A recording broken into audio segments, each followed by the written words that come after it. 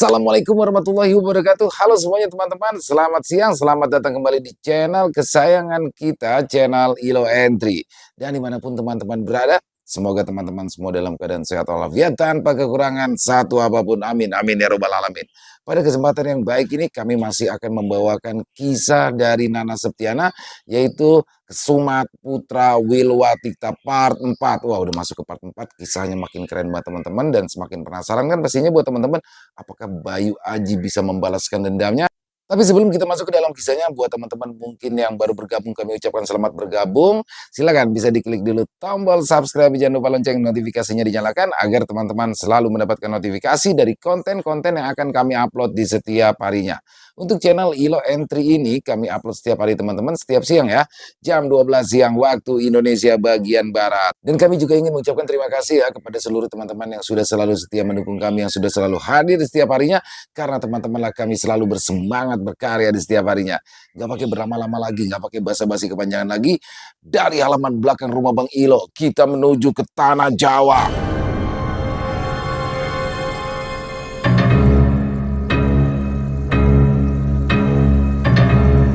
Api berkobar di Duku Telaga Bening. Kesumat Putra Wilwatikta part 4. Pemilik penginapan terburu-buru mendekati tamu mereka yang masih mematung di ambang pintu. Dia membungkuk sambil berkata, Mari Kisanak, ayo masuk ke dalam." Bayu Aji tersadar dari lamunannya. Ia pun bergegas berjalan mengikuti langkah pemilik penginapan. Meja-meja yang sudah dipenuhi tamu lain membuatnya memandang sekeliling penginapan, mencari meja kosong untuk yang menunggu selagi kamar disiapkan. Namun, pemilik penginapan dengan sigap membimbingnya mendekati meja kecil yang terletak di dekat dinding. Ia pun menawarkan tuak kepada Bayu Aji. "Ki, apakah masih ada kamar kosong malam ini?" tanya Bayu. Jarwo, nama pemilik penginapan tersebut, tersenyum lebar. Dari balik kumis tebal yang menutupi sebagian besar bibir, terlihat gigi berwarna merah karena terlalu banyak menginang. Tentu masih tersedia kamar kosong, Kisanak." Jawaban tersebut membuat Bayu menghela nafas lega. Setidaknya dia dapat tidur dengan nyenyak di bawah atap tanpa harus merepotkan keluarga Legio terlebih jauh. "Ada banyak tamu malam ini sepertinya, Ki." Bayu mencoba berbasa-basi sementara Jarwo menuangkan tuak untuknya. "Rezeki dari Dewata, Kisanak. Akan tetapi, tidak setiap malam penginapan ini terisi penuh. Apalagi kami terletak di Duko. Tidak banyak orang yang datang menyambangi tempat ini kecuali ada keperluan penting." Jawa berdiri, masih tersenyum, tapi sorot matanya berubah menjadi lebih tajam. "Kisanak sendiri ada keperluan apa di Duku ini?" Bayu Aji mengangkat cangkir gerabah berisi tuak, lantas menenggaknya sampai habis. "Aku ingin mencari orang." Sinar curiga yang sempat melintas di mata Jarwo lenyap seketika, berganti dengan anggukan mengerti bahwa orang yang dicari tamunya pastilah perempuan muda. Kisanak tentu sangat mencintainya hingga rela pergi ke tempat ini. Pertanyaan pemilik penginapan tersebut membuat Bayu Aji menyemburkan tuak dari mulutnya. Ia terbatuk-batuk sekaligus tertawa geli. Bukan itu yang kucari." Dia akhirnya berhasil berbicara setelah beberapa saat sibuk mengatur nafas. "Siapa lelaki yang bersinggungan bahu denganku saat keluar dari tempat ini?" Tidak disangka, Jarwo berjalan mundur saat Bayu bertanya seperti itu. Wajahnya yang semula ceria diliputi mendung. "Kisanak ada perlu apa dengannya?" "Oh tidak, aku hanya ingin tahu." Bayu menyerahkan cangkirnya, meminta agar kembali diisi tuak. Jarwo menuangkan tuak dari kendi yang masih berada di tangannya. Sembari melakukan itu, dia mengamati Bayu Aji dengan lebih seksama. Setelah yakin bahwa tamu barunya itu tidak memiliki niat jahat, ia pun duduk di seberang Bayu. Jarwo mencondongkan tubuh dan berkata, "Kisanak harus berhati-hati kalau bertemu nanti dengannya lagi." "Kenapa?" Cangkir yang berisi tuak masih dipegang dengan tangan kanan, tetapi Bayu tidak berniat untuk meminumnya. Minuman itu hanya menjadi alasan agar dia dapat berbicara sedikit lama dengan Jarwo. Dia ingin tahu lebih banyak mengenai Anom Singgi yang ditemuinya di pintu masuk tadi. Jarwo yang senang mendapatkan tamu baru segera menceritakan semua yang diketahuinya pada Bayu, bahwa lelaki yang baru saja bertabrakan bau dengannya itu adalah orang yang berbahaya. Apa maksud Kisanak dengan berbahaya? Bayu tahu pasti betapa jahatnya Anom Singgi. Hanya saja dia memilih mengorek keterangan lebih banyak dari pemilik penginapan ini. Kata-kata pun berhamburan dari mulut Jarwo. Dia menceritakan tentang sepak terjang Anom Singgi dan anak buahnya di Duku. Setiap pekan dia datang dan meminta pajak dari pemilik usaha di Duku Telaga Bening. Bayu mendengarkan itu dengan seksama. Cerita ini membuatnya sedikit terkejut. Saat di tempatnya dulu, dia memang merasa jika ada yang salah dengan Anom Singgi. Mata anak kami Tuo yang sangat dihormati di desa itu terlihat terlalu licik. Kawanan yang selalu mengikuti langkah Anom Singgi juga bukan pemuda baik-baik. Namun dia hanya mengira bahwa Anom Singgi hanyalah pemuda manja yang suka menindas orang lain. Bayu meringis sendiri karena teringat betapa salah dugaannya saat itu. Jarwo yang salah memahami arti ringisan Bayu semakin bersemangat menceritakan sebuah hal yang diketahuinya tentang Anom Singgi. Dia mengimbukan bahwa rombongan lelaki itu bukan hanya suka merampas uang para pedagang, mereka biasanya bepergian dengan pedati yang ditarik oleh 2 ekor kuda. Dari dalam pedati itu sering terdengar suara perempuan muda yang menjerit meminta pertolongan. Bayu tersentak kalau mendengar penjelasannya itu. Harapan mulai berkembang bahwa Endang masih bisa diselamatkan. Kemana mereka membawa para perempuan muda itu? Tidak ada yang tahu pasti. Tetapi ada kabar yang mengatakan bahwa di kota kabupaten ada Gria yang menerima perempuan-perempuan muda untuk menjadi wanita penghibur. Maksudmu dijual, Ki? Jarwo mengangguk. Tiba-tiba dia berdiri dengan ekspresi kaget. Dia baru sadar telah terlalu banyak berbicara dengan orang asing yang baru ditemuinya kali ini. Tidak ada yang menjamin bahwa lelaki itu bukan teman Anom Singgi. Bisa saja ia berpura-pura tidak tahu hanya untuk memancing Jarwo berbicara. Aku bukan teman mereka, ujar Bayu. Dia mengerti apa yang menyebabkan Jarwo mendadak berdiri seperti itu. Kisanak tenang saja, jangan khawatir. Meski begitu, Jarwo tetap saja merasa serba salah. Tidak seharusnya dia menceritakan semua ini kepada tamu yang akan menginap di penginapannya. Kamarku di mana? Bayu ikut berdiri. Faham, Jarwo tak akan buka mulut lagi walau didesak sedemikian rupa. Jarwo pun bersiul nyaring. Sejurus kemudian, dari arah dapur muncul gadis muda dengan rambut dijalin ke belakang. Rambutnya tebal, hitam kelam karena selalu dirawat walau sibuk bekerja. Kulitnya mirip sawo yang hampir matang, mulus tanpa jejak luka. Sekar, antarkan tamu kita ke kamar yang masih kosong. Gadis itu bergegas menghampiri ayahnya, lantas mengajak tamu mereka untuk pergi ke kamar. Dia berjalan lebih dulu dengan pinggul mengayun berirama. Setelah mereka tiba di kamar paling ujung, Sekar pun mempersilahkan Bayu untuk masuk. Sebelum tamunya menutup pintu, Sekar memberanikan diri bertanya, "Apa Kisanak akan lama menginap di sini?" Bayu mendesah dalam hati. Kejadian yang sama terulang kembali. Dia sudah sebisa mungkin merubah penampilannya agar tidak terlihat mencolok, tetapi para perempuan selalu saja ingin menarik perhatiannya. Aku masih belum tahu pasti. Dia menjawab dengan hati-hati. Tidak ingin memberi harapan, tidak pula ingin membuat perempuan muda itu sakit hati. Tetapi gadis yang dikiranya pemalu itu menahan pintu yang akan Bayu tutup. "Kalau Kisanak membutuhkan bantuan, cari saja aku. Dengan senang hati, aku akan membantu Kisanak, apapun itu." "Bantuan apapun?" Sekar mengangguk, kemudian mengedipkan sebelah mata. Jemari tangannya yang hangat menyentuh pipi Bayu dengan lembut sebelum akhirnya berlari pergi. Bayu yang tertinggal seorang diri hanya menggelengkan kepala dengan prihatin. Dirga Gentala telah memperingatkannya agar tidak bermain-main dengan perempuan. Makhluk yang terlihat lemah lembut itu bisa saja berbahaya baginya maupun misinya. Selain itu, bayangan menyedihkan tentang keluarga Endang masih terus membayanginya. Bayu tak ingin mati konyol di tangan perempuan. Kematian disebabkan oleh gadis cantik terasa menggelikan baginya, namun dia juga tidak ingin perempuan yang berada di dekatnya terbunuh hanya karena karma buruk Bayu. Dia baru saja menutup pintu ketika terdengar teriakan di depan penginapan. Jeritan ketakutan itu disusul dengan suara barang gerabah yang berpecahan. Entah apa yang mendorong Bayu Aji, yang pasti dia segera membuka pintu dan berlari menuju asal suara. Jeritan masih terdengar, tetapi pengunjung di penginapan memilih untuk tetap berdiam diri di tempat masing-masing.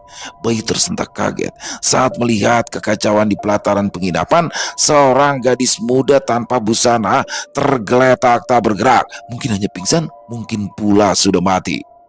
Obor yang menyala terang di halaman membuat cairan gelap terlihat lebih jelas. Darah menggenang di atas tanah berasal dari luka menganga di perut. Matanya terbelalak kosong, menatap langit malam tanpa bintang. Gadis itu tidak lebih tua dari Endang, membuat amarah Bayu Aji mendidih melihatnya, terlebih ketika dia melihat Anom Singgi berdiri gagah di samping perempuan yang sudah tidak berdaya. Jarwo, suara Anom Singgi menggelegar, membuat orang-orang di sekitarnya gemetar. Kalau kamu tidak ingin Sekar mengalami nasib serupa, segera serahkan anak perawanmu itu padaku. Jarwo menggelengkan kepalanya kuat-kuat, sedangkan Sekar bersembunyi di balik punggung sang ayah. Dua beranak itu menatap Anom Singgi dengan tampang ketakutan. Ampun Raden, Sekar itu satu-satunya anak saya. Sudah tidak memiliki ibu semenjak kecil. Kami hanya hidup berdua sejak dulu. Kalau Raden mengambil Sekar, saya lebih baik mati. Jarwo bersimpu di tanah memohon ampunan dari Anom Singgi. Salah satu anak buah Anom Singgi berjalan dengan gagah lalu menendang kepala Jarwo. Kepala lelaki parubaya itu ditekan ke tanah sementara dia berkata, "Ya kalau begitu, lebih baik kamu langsung mati saja." Parang panjang diayunkan hampir mengenai leher Jarwo yang sudah pasrah, namun Sekar segera menyerbu ke kaki Anom Singgi. Jangan bunuh Bapak, Raden. Saya akan mengikuti apa saja permintaan Raden, asal Bapak tetap selamat. Sekar meratap sambil memeluk kaki Anom Singgi. Tidak, Sekar, rintih Jarwo.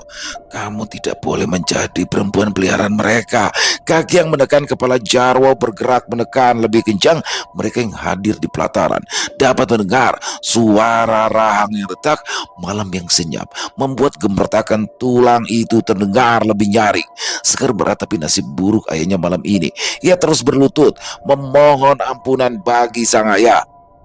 Buka pakaianmu, perintah Anom Singgi dengan wajah bosan. Ia menguap, lantas berjalan menjauh dari Sekar yang ternyata kaget. Apa? Cici tidak percaya. Anak buah Anom Singgi yang sejak tadi berdiri di samping ketuanya menarik lengan Sekar dengan kasar. Apa kamu tidak dengar? Apa kamu tidak dengar kata ketua? Buka pakaianmu. Di sini, tanya Sekar lagi. Nyalinya ciut, tapi dia tak dapat berbuat banyak. Tidak, ketika sang ayah kini terbaring di tanah, megap-megap mencari nafas dalam kondisi terhina di bawah kaki kotor salah satu penjahat itu. Tangan Sekar gemetaran saat memegang kain penutup dada. Dia dapat merasakan mata penuh nafsu yang dilayangkan dari para lelaki di sekelilingnya. Tunggu apa lagi? Tangan anak buah Anom terangkat tinggi, bersiap menampar pipi mulut Sekar. Namun ia tersentak mundur ketika sebuah kerikil mengenai tangannya dengan telak. Bajingan, siapa yang berani melempar kerikil? Dua orang rekannya menoleh, lantas tertawa mengejek. Mereka menganggap kerikil itu hanya alasan, karena pada nyatanya bahkan tak ada orang yang berani mengangkat kepala menatap mereka. Lelaki itu masih memaki sambil menatap tangan yang memerah. Ia mengurungkan niat untuk menampar Sekar. Sebagai gantinya, didorongnya bahu gadis itu agar bergegas membuka semua kain yang menutupi tubuh moleknya. Sekar tergugu. Meski terkenal genit pada para lelaki, dia masih bisa menjaga diri untuk suaminya kelak. Namun, nasib buruk mereka malam ini membuat semua keinginan untuk dicintai dan mencintai lenyap begitu saja. Cepat, kini lelaki yang masih memijak kepala Jarwo berteriak marah.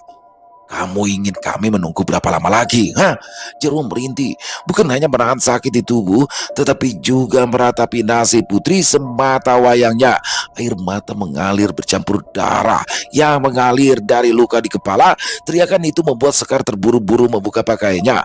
Dia tak berani menangis takut, membuat Anom Singgi kian murka. Keke puas terdengar dari anak buah Anom Singgi, tetapi kekean itu tidak bertahan lama. Mereka dikejutkan dengan beberapa butir kerikil yang menghantam dahi, dada, serta perut. Ketiganya berbalik murka. Parang di tangan disiagakan untuk menyerang musuh tak terlihat, sedang Anom Singgi yang telah menanti Sekar di kamar tak tahu menahu kejadian di luar. Ulah siapa ini? Kalau berani ayo maju. Jangan berlindung di balik kegelapan. Teriak ketiganya serempak. Parang diayunkan, menimbulkan suara berdesing ngeri di udara. Tamu penginapan yang melihat kejadian tersebut buru-buru menyembunyikan kepala di balik meja. Tidak seorang pun menyangka bahwa golok di tangan akan diribut secepat kilat. Bayangan putih berkelebat, lekas tanpa memberi mereka kesempatan untuk membela diri. Mereka berteriak kaget bersamaan, lalu melompat mundur dengan mata menatap awas ke sekeliling, tapi terlambat. Salah seorang dari anak buah Anom Singgi menjerit kesakitan. Lengan kirinya telah ditetak, menyemburkan darah dari tangan yang kutung. Kawanan Anom Singgi sering melihat darah dari para korban, namun melihat salah satu dari teman mereka terluka membuat mereka pun merinding ngeri. Pamor, sebagai penguasa tidak sah duku Telaga Bening, harusnya mampu membuat orang lain gemetar ketakutan. Berbeda dengan orang yang tak terlihat ini, dia menyerang cepat tanpa rasa takut. Kelebatan putih kembali terlihat, kini menyerang kaki lelaki yang berdiri di tengah. Lolong kesakitan menyayat malam sementara empunya kaki terjatuh ke tanah. Di kelojotan kesakitan, sementara kawanan yang lain meraung murka, satu tangan juga satu kaki dari orang berlainan telah ditebas. Tidak ada yang tahu apalagi yang akan menjadi korbannya. Satu orang yang selamat masih berdiri tegak. Dia berhenti mengayunkan golok, tetapi matanya menatap awas. Panggil ketua, amuknya pada sang rekan. Akan tetapi lelaki yang terbaring di atas tanah sudah tak bisa menjawab lagi. Darahnya terkuras habis bersamaan dengan nyawanya yang melayang dengan cara mengerikan. Sedang si Kutung sibuk menotok saluran darah di bahu, berharap roh akan tetap menempel di badan walau sebelah tangannya telah tertebas. Malang tak dapat ditolak, untung tak dapat diraih. Lelaki yang telah kehilangan satu tangan harus menerima tendangan di ulu hati. Badannya terlempar ke belakang, disusul dengan jeritan pendek. Belum sempat menyentuh tanah, dia telah meregang nyawa. Durjana, satu-satunya lelaki yang masih berdiri tegak di tanah memaki keras, namun dia gentar juga akhirnya. Jurus kaki seribu menjadi andalan.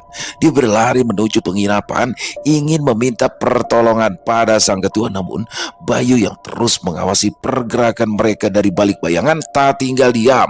Golok yang berhasil dirampas dari tangan kawanan penjahat itu pun dilemparkan dengan kekuatan penuh, menancap tepat ke punggung laki itu hingga ia roboh seketika tanpa sempat mengeluarkan sepatah kata pun. Bayu Aji pun keluar. Pakaian yang baru diberikan Legiwo kembali kotor oleh darah, namun dia tak peduli.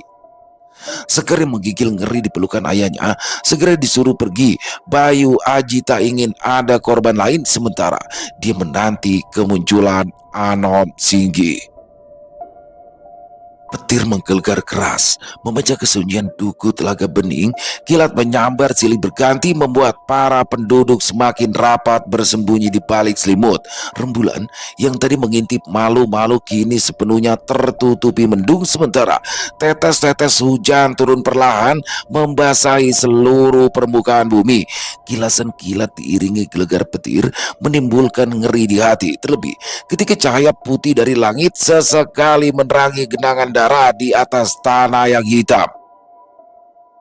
"Bawa bapakmu ke dalam," ucap Bayu sekali lagi seraya membantu Sekar berdiri.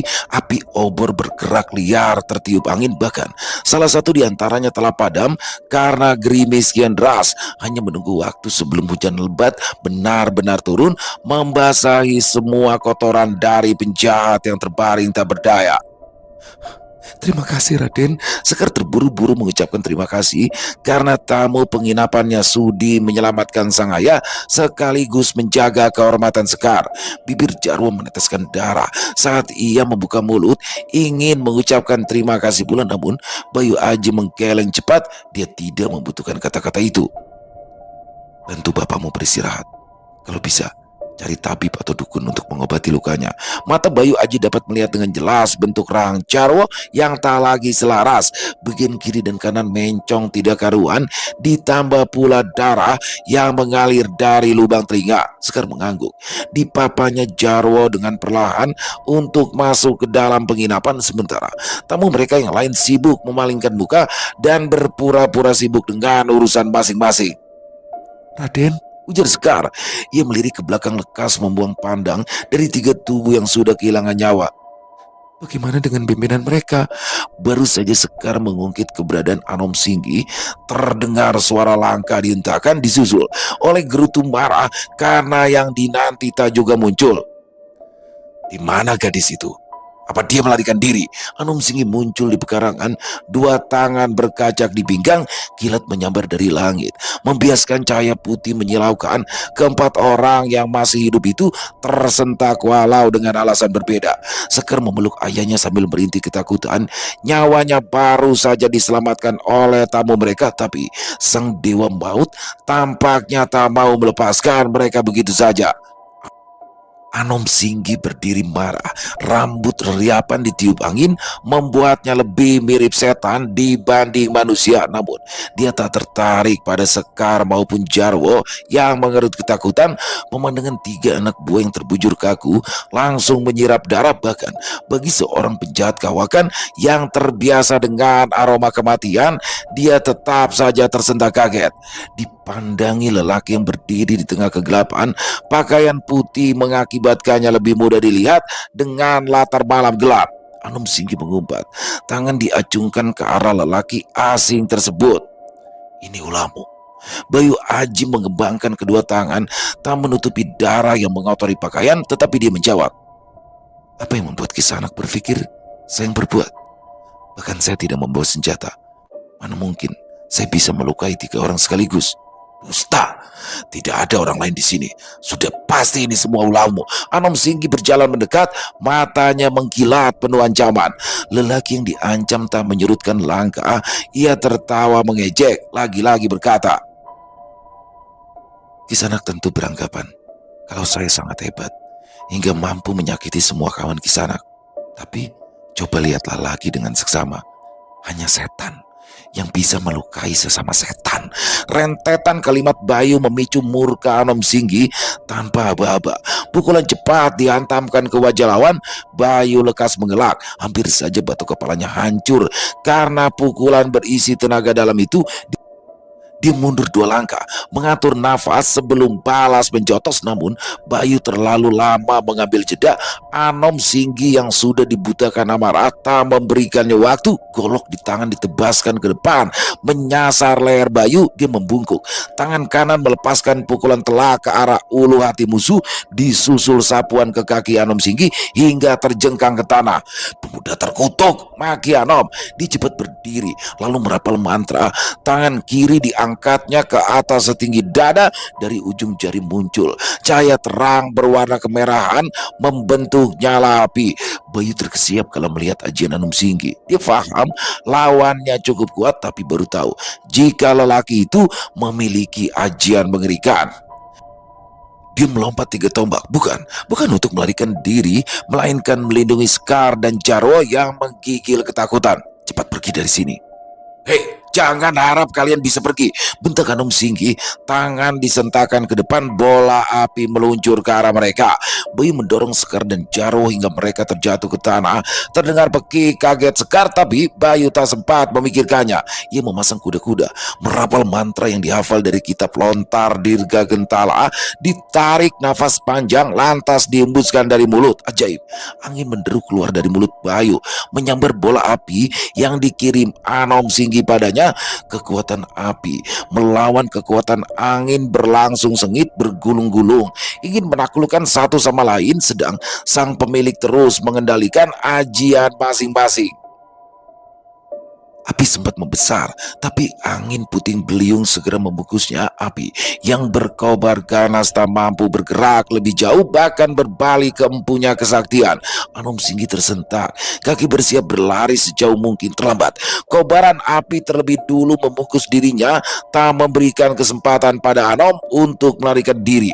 Angin puting beliung lenyap. Begitu Bayu yakin lawannya sudah tak berkutik, dia mematung sesaat, memandangi api yang menari-nari liar seiring amukan Anom Singgi. Petir menggelegar sekali lagi, kali ini diikuti oleh hujan yang deras. Air bagi tumpah dari langit, membuat mata Bayu perih karena terus diterpa hujan bercampur angin. Anom Singgi sudah tidak bergerak. Api yang membungkus tubuhnya telah padam karena hujan turun tanpa ampun. Mata Bayu yang sudah terbiasa dengan kegelapan melihat dada lelaki itu masih bergerak naik turun.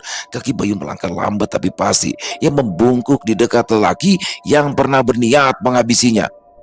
Di mana Endang? Endang, Anom Singgi balas bertanya. Jejak api meninggalkan bekas terbakar di seluruh tubuhnya, tapi dia masih sanggup tertawa. Gadis angku itu sudah kujual di kota raja. Kelopak mata Anom Singgi terbuka lebar, menunjukkan bahwa dia mulai mengenali lawan yang telah mengalahkannya. Dia tertawa lagi, walau harus diselingi batuk. Endang tengah menghibur lelaki hidung belang di sana. Tangan Bayu terkepal kuat, gatal, ingin menghantamkan tinju ke wajah angku itu, namun nyawa Anom Singgi terlanjur melayang lebih dulu tanpa sempat bertobat, apalagi meminta maaf pada korban kekejamannya. Bayu menghela nafas, memandangi langit dengan paras kala. Dia memang berhasil mengirim Anom Singgi ke alam baka, tetapi Endang masih di luar jangkauannya. Aroma daging terbakar tercium sangit walau hujan terus turun. Bayu berdiri, berjalan lunglai kembali menuju Sekar yang kini telah dibantu tamu penginapan lain. Jarwo berhasil diselamatkan walau sedikit terlambat, sedangkan Bayu masih terkatung-katung karena janji yang harus ditepati. Mungkin hanya perasaan Bayu aji, atau memang begitu keadaannya, para tamu di penginapan memilih menghindar dibanding berselisih jalan dengannya. Raden, ujar Sekar sembari berlari kecil menyambut Bayu yang baru keluar dari kamar. Kedatangan Bayu disongsong dengan sumringah, bibir tersenyum lebar. Bagaimana bapakmu? Sudah ada dukun dari ujung duku yang menolong bapak. Kata Ki Dukun, bapak akan sembuh seperti sedia kala. Mata Sekar berbinar-binar saat memandang Bayu. Sekarang bapaknya harus lebih banyak beristirahat. Mata Bayu Aji mengamati penginapan yang terasa lebih lengang dibanding semalam. Sebagian besar telah berkemas pergi. Begitu matahari muncul, tak ingin terlibat lebih jauh dalam kesulitan. Sekar sudah mencuci pakaian Raden, jadi tunggu di sini dulu ya sampai kering. Sekar menatap meja, meletakkan beberapa potong ubi rebus di atas piring tembikar, salah satu perabot paling bagus yang dimiliki Jarwo. Bayu memijit pelipis saat rasa nyeri terasa bersarang di sana. Dia tidak ingin terlalu lama berada di tempat ini terlebih lagi setelah kejadian semalam. Namun dia tidak memiliki pilihan lain selain menuruti saran Sekar.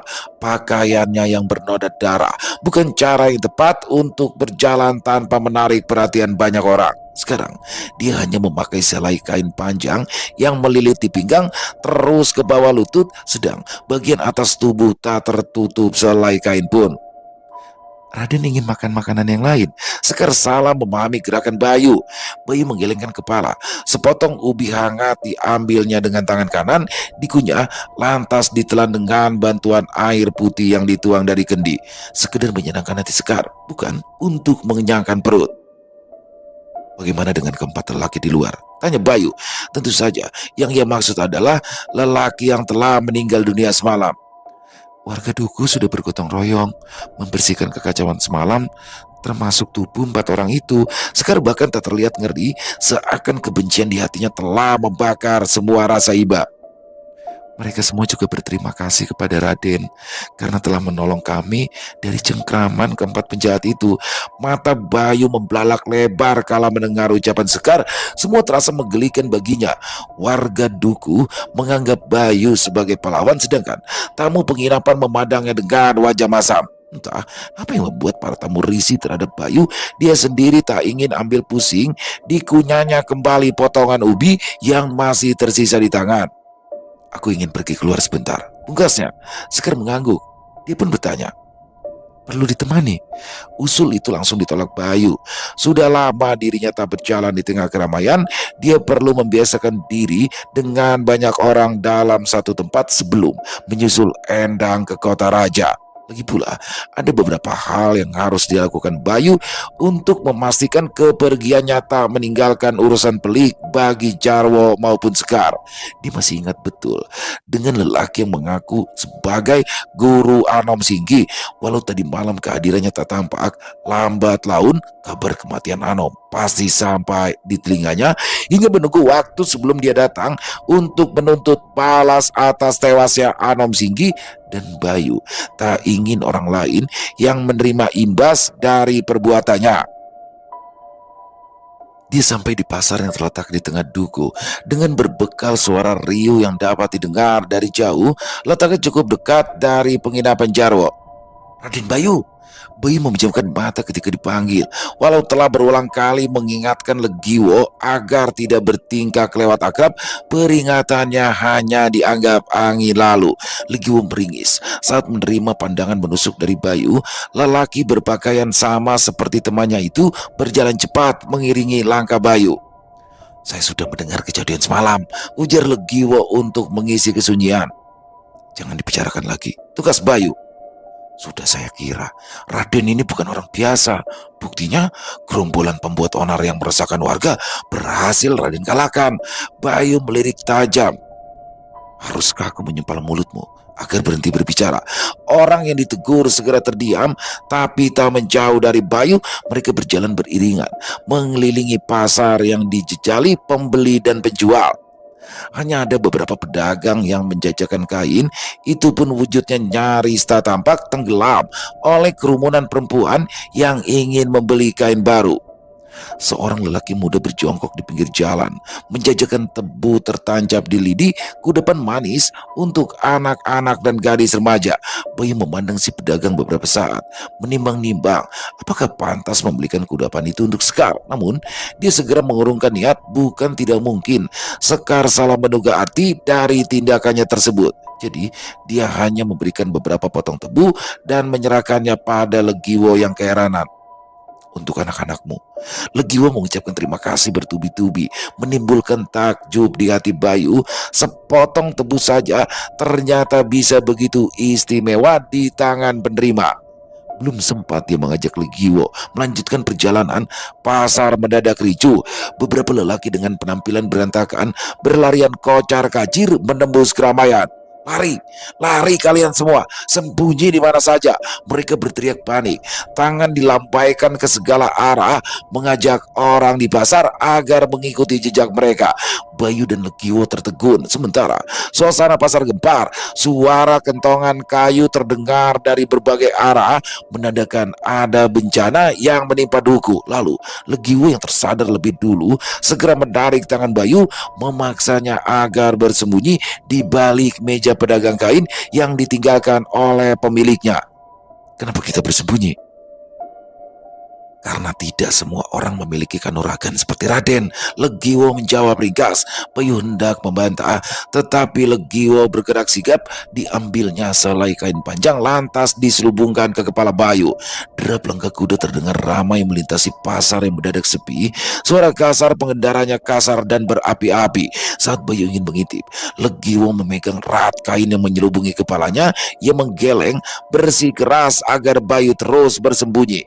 Tidak butuh waktu lama hingga suasana kembali sunyi, akan tetapi Legiwo memilih untuk bersembunyi beberapa saat lagi hingga dia yakin keadaan telah aman kembali. Sudah aman, Den. Legiwo akhirnya melepaskan Bayu. Siapa mereka? Kenapa semua orang ketakutan dengan kehadiran mereka? Cecar Bayu. Legiwo menunduk, menggigit bibir dengan paras kebingungan. Sejurus kemudian barulah ia bicara. Kawanan perampok yang Raden habisi tadi malam. Apa? Legiwo mengulangi kata-katanya dengan perlahan. Tiap kata ditekankan secara khusus, sedang wajah Bayu berubah muram begitu Legiwo selesai bercerita. Mereka datang untuk menuntut balas, ujar Bayu menarik kesimpulan. Jadi di antara para tamu penginapan ada kawanan Anom Singki yang melapor pada guru mereka atas kejadian semalam. Biasanya mereka itu selalu bepergian bersama, Den. Tapi saya dengar tadi malam hanya ada beberapa orang yang bermalam di penginapan. Sebenarnya Legiwo tak perlu menjelaskan lebih lanjut. Bayu Aji dapat menebak apa yang akan terjadi selanjutnya. Penginapan akan menjadi sasaran amukan bagi para perampok. Bayu berlari kencang menuju penginapan, memaki dirinya sendiri karena bersikap lengah dan membiarkan Sekar serta Jarwo tanpa perlindungan. Tapi sayang, Bayu terlambat. Penginapan yang baru ditinggalkannya sebentar kini tinggal puing-puing atau jerami telah menjadi abu. Begitu pula kayu dan papan yang luluh lantak oleh api. Tanah dipenuhi lumpur, membuat Bayu Aji nyaris terjerembab ketika berlari menuju penginapan. Beruntung Legiwo sempat menarik tangannya sehingga Bayu masih bisa berdiri tegak. Cukup Raden. Tangan kurus itu rupanya memiliki tenaga juga. Kulitnya yang berwarna tembaga nyaris mengkilap oleh keringat saat menahan Bayu agar tidak merangsek maju. Raden sudah tidak bisa melakukan apa-apa. Tapi Jarwo ada di dalam, sentak Bayu. Namun Legiwo masih belum bersedia melepaskannya. Lalu apa yang mau Raden lakukan? Tanya Legiwo hati-hati. Saya rasa Jarwo sudah tidak bisa diselamatkan lagi. Jadi jangan menyia-nyiakan nyawa Raden untuk hal yang tidak mungkin. Bayu menyatakan tangan hingga terlepas dari cengkraman Legiwo. Dia tahu pasti semua yang dikatakan Legiwo benar adanya, tetapi dia tak sanggup menerima kenyataan pemilik penginapan harus berakhir mengenaskan. Telinganya menangkap jelas suara hiruk-pikuk penonton yang berdatangan menyaksikan musibah di depannya. Namun seperti tadi malam, semua hanya jadi penonton. Bahkan tak ada satupun yang bersedia menyiramkan air untuk memadamkan api. Bayu meremas kuat tangannya, lalu berbalik dari pemandangan menjadikan di depannya, berniat mencari keterangan pergi kemana rombongan perampok itu. Sekar di mana? Gumam Legiwo di belakang Bayu Aji. Gumaman itu sebenarnya cukup pelan, tetapi berhasil menghentikan langkah Bayu, sehingga Legiwo membentur punggung Bayu yang berhenti mendadak. Di mana Sekar? Bayu mengajukan pertanyaan yang sama. Legiwo mengangkat bau, jelas tidak tahu jawaban apa yang harus diberikannya. Dia sendiri penasaran dengan nasib anak perawan pemilik penginapan itu. Mereka berpandangan bersama kebingungan. Bayu kembali berbalik, berniat menerobos api untuk mencari keberadaan Sekar. Belum lagi dia mewujudkan niatnya, seorang perempuan telah menghadang di depan Bayu. Paima, istri Legiwo, rupanya ikut berkerumun dalam keramaian penonton. Sekar dibawa pergi, Kang. Suaranya lembut mendayu. Matanya menatap lembut ke arah Bayu, walau ucapannya ditujukan pada Legiwo. Dibawa pergi kemana? Bayu mencekal pergelangan tangan Paimah menuntut jawab lebih lengkap. Paimah mengerling senang karena bisa bersentuhan kulit dengan pemuda tampan yang bersahabat dengan suaminya itu. Saya tidak tahu pasti, Raden, tapi menurut beberapa saksi mata, Sekar itu dimasukkan paksa ke dalam sebuah kereta kuda. Bayu melepaskan tangan Paimah lalu mengacak-acak rambut. Dia gagal melindungi Jarwo. Kini anak gadisnya pun hilang. Sudah takdir mereka, Den. Pak Imam mencoba menghibur Bayu, tak sadar Legiwo tengah melotot melihat kelakuan lancangnya. Jari Pak Imam menyentuh lembut pipi Bayu, mengelus sebelum dicampakkan Bayu dengan wajah jijik. Hidung lelaki itu berkerut dengan mata terpicing kesal. Dia menoleh ke arah Legiwo berharap temannya tak salah paham. Namun Legiwo terlanjur menyaksikan tingkah genit istrinya berani menggoda Bayu tanpa rasa malu. Wajah Legiwo merah padam, cuping hidungnya kembang kempis menahan amarah.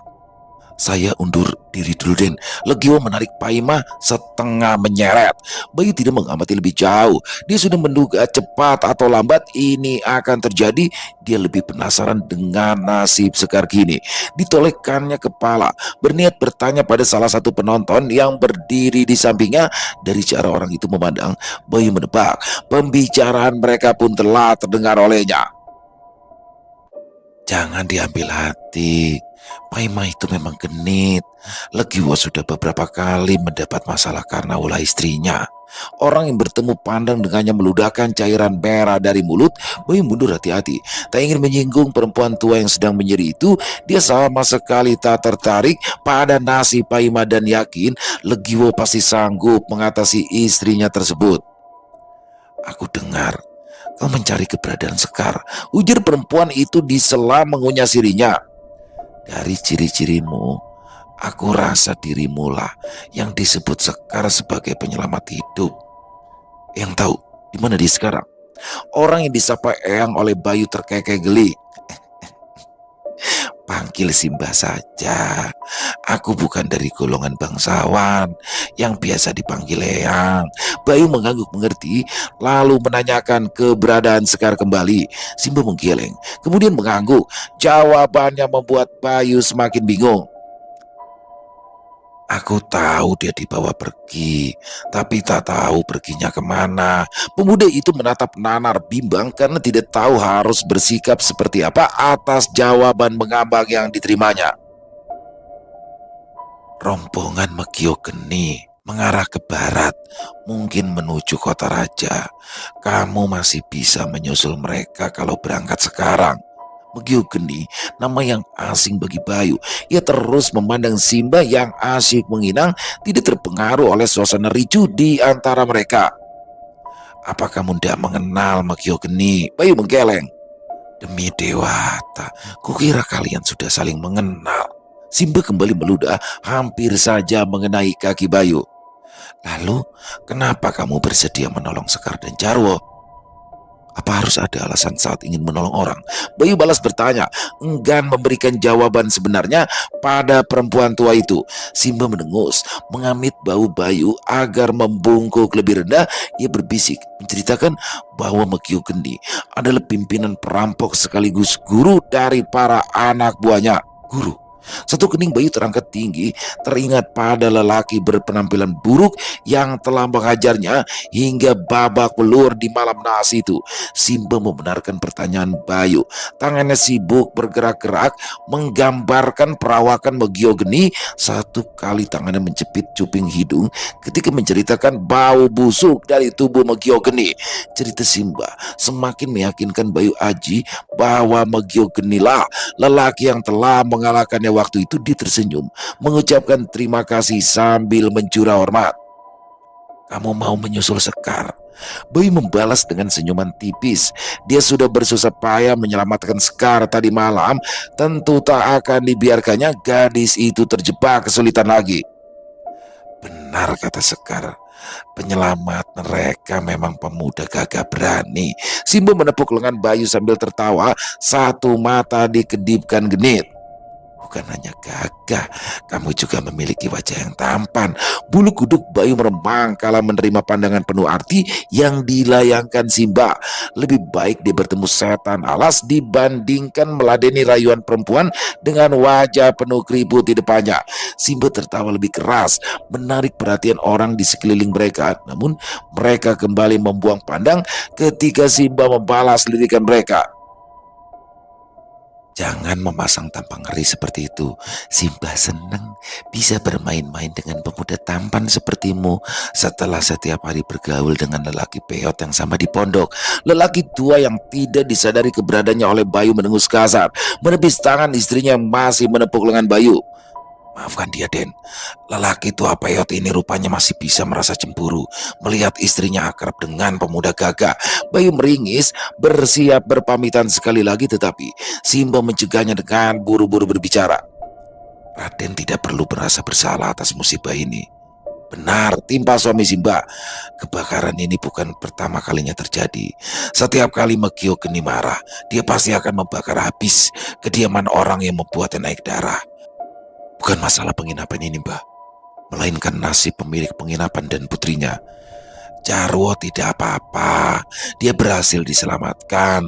Sekarang dia berada di Pondoku, ujar Simba yang tak lain adalah dukun, di mana warga Duku bisa berobat. Sekarang Raden pastikan saja bisa membawa Sekar pulang ke Duku Telaga Bening. Ya begitulah teman-teman, luar biasa sekali kisahnya dan semakin menarik ya part keempat ini, bagaimana akhirnya seorang Bayu Aji bisa menghabisi Anom Singgi. Tapi sayang ya, harusnya jangan dihabisi dulu karena dia kan tujuan utamanya itu adalah mencari Endang ya, yang mana dari kabar yang beredar Endang ini ada di Kota Raja dan di sini dia harus bertemu lagi dengan Sekar. Aduh, beruntung banget ya Bayu Aji ya. Udah ada Endang yang kelihatan suka sama dia, ada Sekar yang udah jelas-jelas, sampai Paimah istrinya Legiowo demen juga sama dia. Dan di endingnya nenek-nenek juga suka sama dia, istri dari tabib ya, dari dukun. Ngeselin banget. Jadi memang Bayu Aji di sini karena memang dia kan seorang ningrat ya, seorang bangsawan. Jadi walaupun dia didandanin seperti apa, walaupun dia bagaimanapun, tetap tuh aura bangsawannya dan ya pasti tampan juga sih, itu nggak bakal hilang tuh. Jadi itulah menjadi daya tarik, tapi sekaligus menjadi apa ya, kayak jadi semua yang deket sama dia itu jadi dalam posisi bahaya. Luar biasa sekali kisahnya, makin menarik makin kesini. Mbak Nana Septiana, terima kasih atas kisah yang luar biasanya. Dan semoga teman-teman terhibur ya dengan kisah barusan.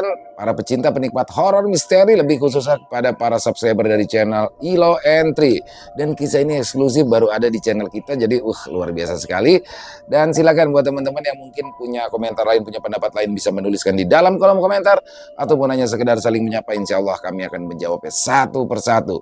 Buat teman-teman yang suka dengan videonya, bisa diklik tombol like atau tombol jempolnya. Boleh juga di-share link videonya ke teman-teman lain agar juga ikut merasa terhibur.